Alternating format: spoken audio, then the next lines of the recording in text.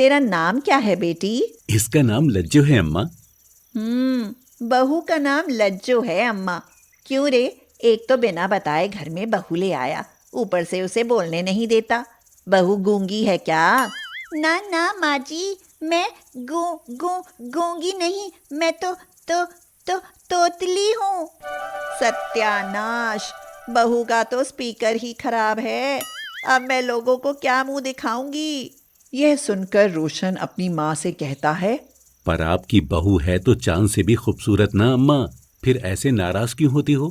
हाँ, इसकी खूबसूरती देखूं तो डीजे बनाकर नाचने का मन करता है। चल चल, अंदर ले आ बहू को। रोशन सावित्री का इकलौता बेटा था। सावित्री बेटे की शादी तो धूमधाम से करना चाहती थी, पर बेटा अपनी मर्जी की बहू घर ले आया था, तो सावित्री कर ही क्या सकती थी। वह मन ही मन सोचती है, बहू की ब्यूटी तो आस पड़ोस की सब बहुओं से बढ़कर है, पर थोड़ी सी तोतली है तो क्या फर्क पड़ता है सावित्री, तूने कौन सा इसे सिंगर बनाना है, घर में रहेगी और काम करेगी। यही सोचकर सावित्री तोतली बहू को अपना लेती है। पर बात सरकारी दफ्तर जैसी थी।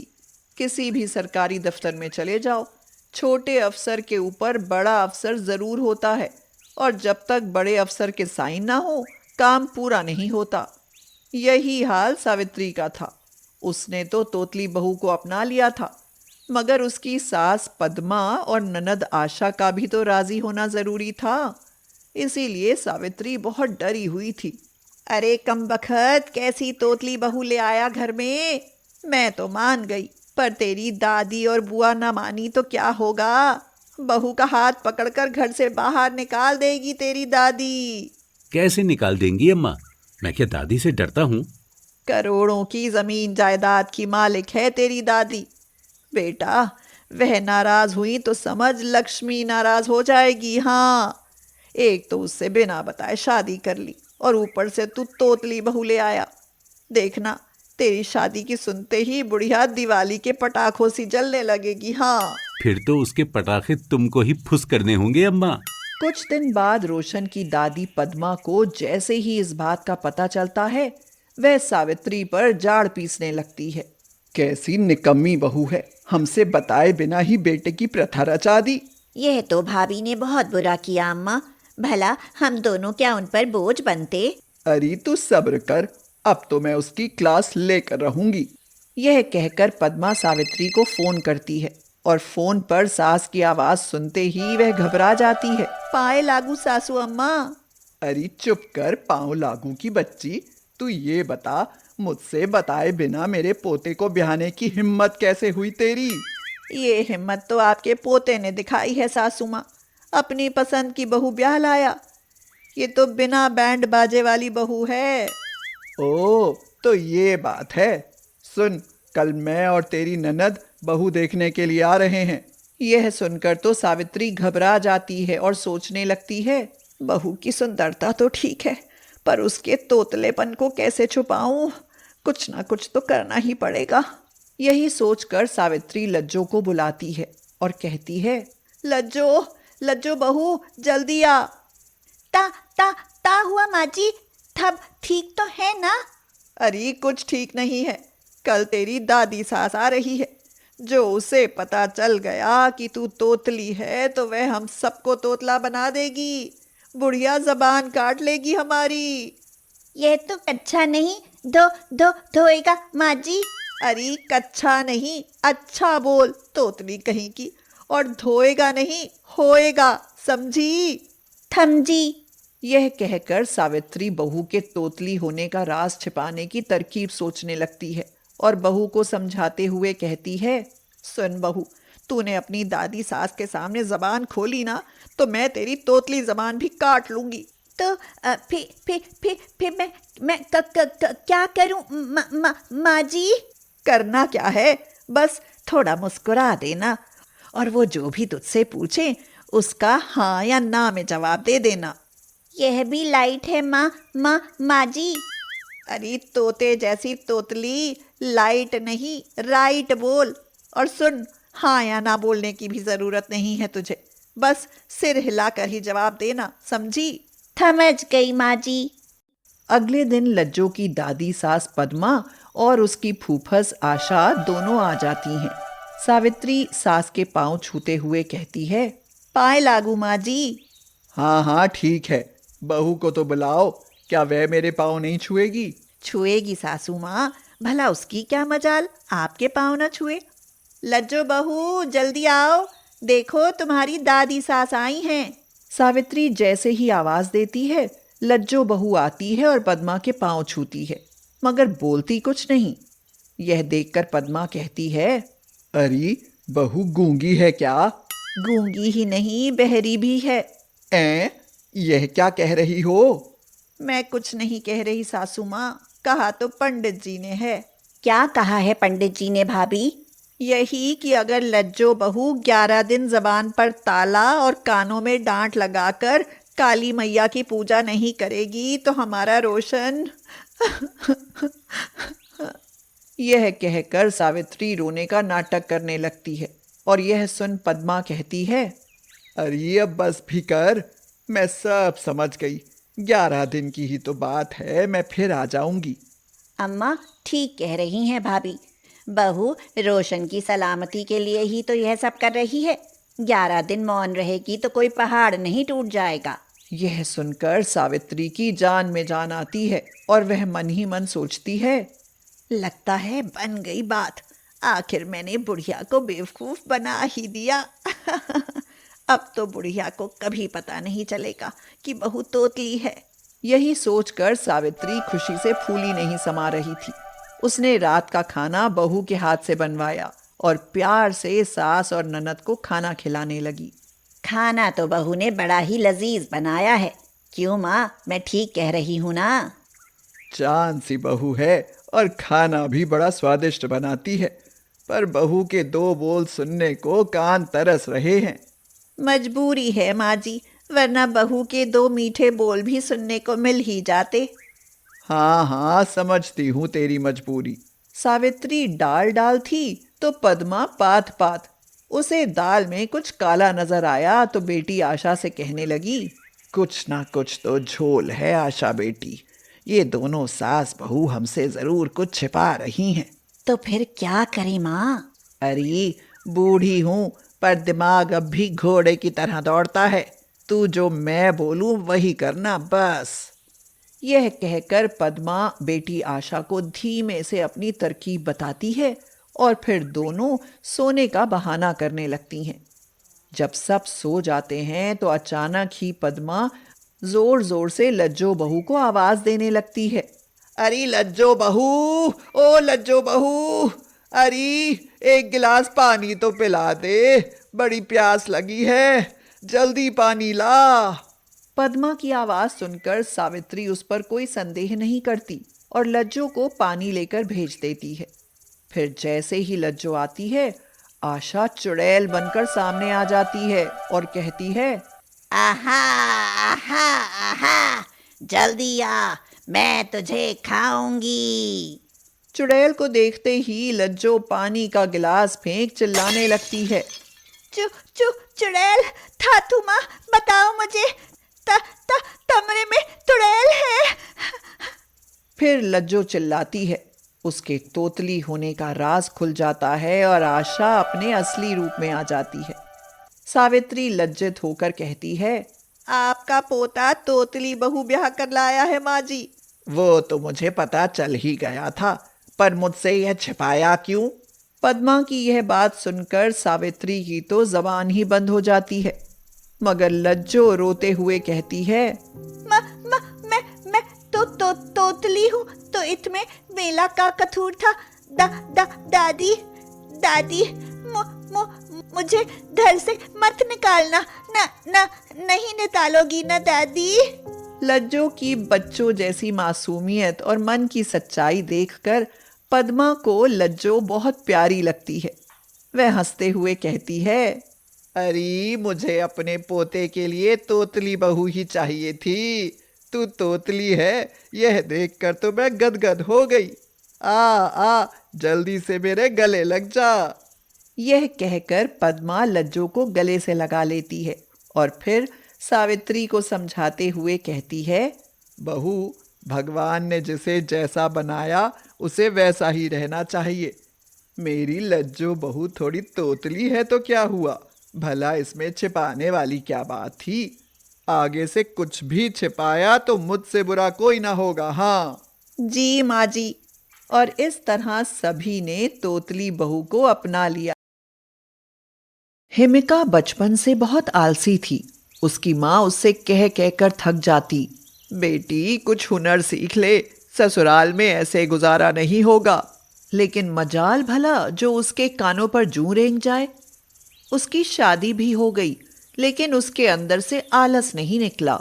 हिमिका की सास सविता बोली, हे भगवान, मेरे तो कर्म ही फूट गए जो ऐसी बहू मिली।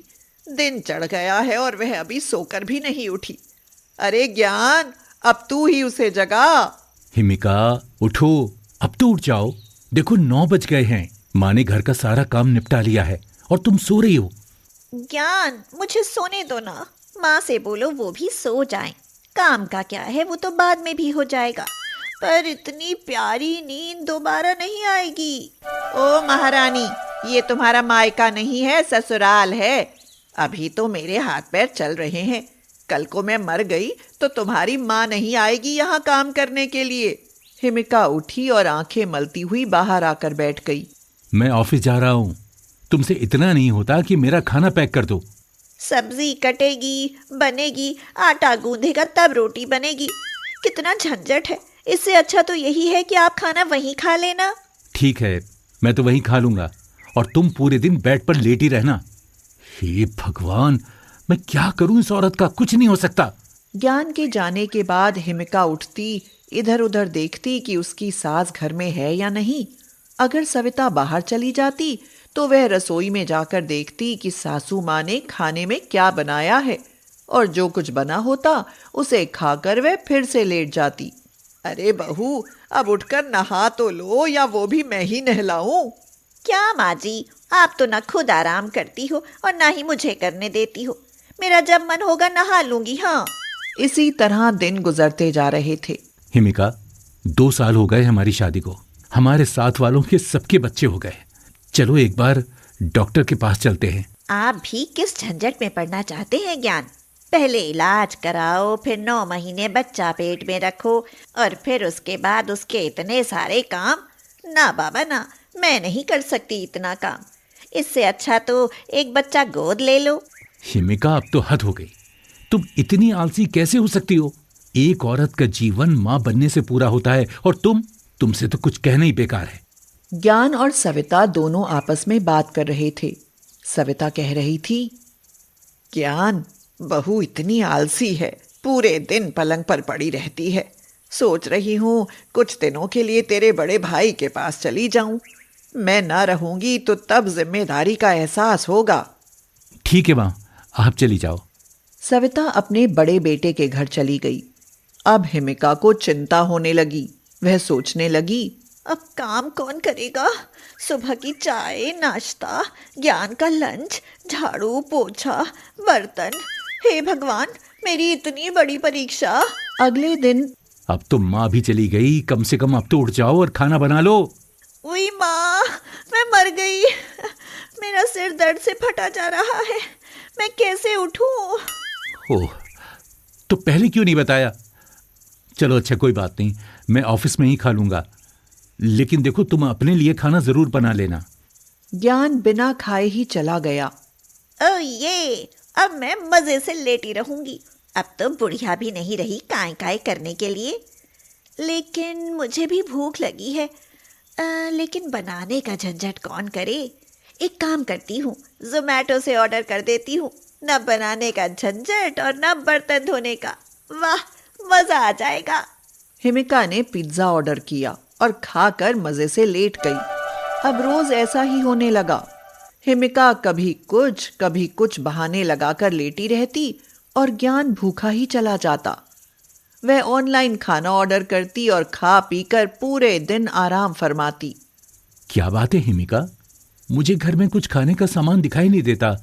आखिर तुम खाती क्या हो? क्या खाती हूँ? दलिया खिचड़ी बनाकर खा लेती हूँ। माँ जी क्या गई, मुझे तो बीमारियों ने पकड़ लिया। लगता है ज्ञान अब ज्यादा दिन नहीं जीऊंगी मैं। ज्ञान उसकी बातें सुनकर परेशान हो गया। अक्सर शाम के समय दोनों के लिए खाना वही बना देता था। ऑफिस में ज्ञान को परेशान देख उसके दोस्त विजय ने कहा, क्या हुआ ज्ञान, बहुत परेशान लग रहे हो? अरे यार क्या बताऊं, मेरी पत्नी बहुत बीमार है, कुछ खाती पीती नहीं है, पूरे दिन बस ऐसे ही लेटी रहती है। ओह, मेरा भाई डॉक्टर है, मैं तुम्हें उसका एड्रेस देता हूँ, तुम भाभी को लेकर वहां चले जाओ। आज काम ज्यादा है, कल छुट्टी करूंगा और उसे डॉक्टर के पास लेकर जाऊंगा। अरे काम की चिंता बिल्कुल मत करो, तुम अपनी फाइल मुझे दे दो, तुम्हारा काम मैं कर दूंगा, तुम अभी चले जाओ। ज्ञान घर पहुंचा तो देखा कि जोमैटो वाला उसके घर की तरफ ही जा रहा था। वह छिपकर देखने लगा। ओह, तो ये बात है, मैडम ऑनलाइन खाना मंगाती हैं, इसलिए इसका घर में खाना नहीं बनता।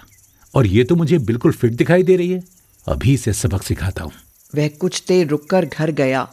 तब तक हिमिका खाकर खाली डिब्बा कूड़े में फेंक चुकी थी। ज्ञान को देखकर वह चौंक गई और उसने हैरानी से पूछा, आप इस समय और यहाँ? हिमिका, जल्दी तैयार हो जाओ, हॉस्पिटल चलना है, तुम्हारा चेकअप कराना बहुत जरूरी है। वैसे भी तुम बहुत कमजोर होती जा रही हो। अरे नहीं ज्ञान, इतना परेशान होने की क्या जरूरत है, कुछ दिनों में ठीक हो जाऊंगी। नहीं नहीं नहीं नहीं, मैं कुछ नहीं सुनूंगा, हॉस्पिटल तो चलना ही पड़ेगा तुम्हें। देखो, मैं तुम्हारी सेहत के साथ लापरवाही नहीं कर सकता। ज्ञान विजय से बात करके उसके भाई के साथ उसकी पोल पट्टी खोलने की प्लानिंग कर चुका था। ज्ञान की जिद के कारण हिमिका को हॉस्पिटल जाना पड़ा।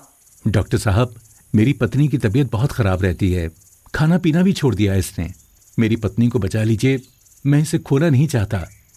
ठीक है, आप चिंता मत कीजिए, मैं अभी इनके सारे टेस्ट कर लेता हूँ। थोड़ी देर बाद डॉक्टर बोला, आई एम सॉरी ज्ञान जी, आपकी पत्नी की एक किडनी खराब हो गई है और वो हमें ऑपरेशन करके जल्दी से जल्दी निकालनी पड़ेगी, नहीं तो इनकी जान को खतरा है। हिमिका का चेहरा पीला पड़ गया। वो बुरी तरह डर गई। नर्स, पेशेंट को जल्दी अंदर लेकर चलो, फौरन किडनी निकालनी होगी। नहीं ज्ञान, मैं बिल्कुल ठीक हूँ, मुझे कुछ नहीं हुआ है, चलो घर चलो, मुझे ऑपरेशन नहीं कराना। नहीं हिमिका, तुम डरो मत, बस एक छोटा सा ऑपरेशन होगा और फिर तुम बिल्कुल ठीक हो जाओगी।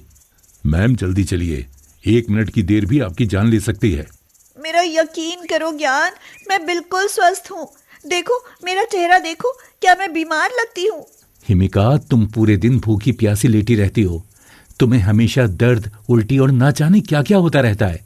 नर्स हिमिका को पकड़कर अंदर ले जाने लगी। ज्ञान, मुझे बहुत भूख लगती है, मैं तो ये सब काम ना करने के बहाने बनाती थी, मुझे कोई दर्द, कोई उल्टी नहीं हुई, ये सब मैंने काम से बचने के लिए ड्रामा किया था, मुझे घर वापस ले चलो। देखो, ये सब तुम ऑपरेशन से बचने के लिए कह रही हो, झूठ बोल रही हो ना तुम। नहीं ज्ञान, आपकी कसम, मेरी माँ की कसम, मेरे पापा की कसम, माता रानी की कसम, मैं बिल्कुल ठीक हूँ। फिर तुम खाना क्यों नहीं बनाती थी? मुझे माफ कर दो, मैं खाना ऑनलाइन मंगा लेती थी। अब तो किडनी निकाली लो डॉक्टर साहब, क्योंकि इसका आलस तभी निकलेगा। अब मैं कभी आलस नहीं करूंगी, समय से पहले सारे काम करूंगी, लेकिन मुझे यहाँ से ले चलो, मुझे माफ कर दो ज्ञान, अब आप जो कहेंगे मैं वही करूंगी। चलो, अगर तुम इतना कह रही हो तो ठीक है, मैं तुम्हें माफ करता हूँ। और अब घर चलो और बढ़िया सी चिकन बिरयानी बनाओ, बहुत दिनों से घर का खाना नहीं खाया यार। चलो। ठीक है, घर चलो, मैं बनाती हूँ। और इस तरह ज्ञान ने अपनी आलसी पत्नी की अकल ठिकाने लगाई।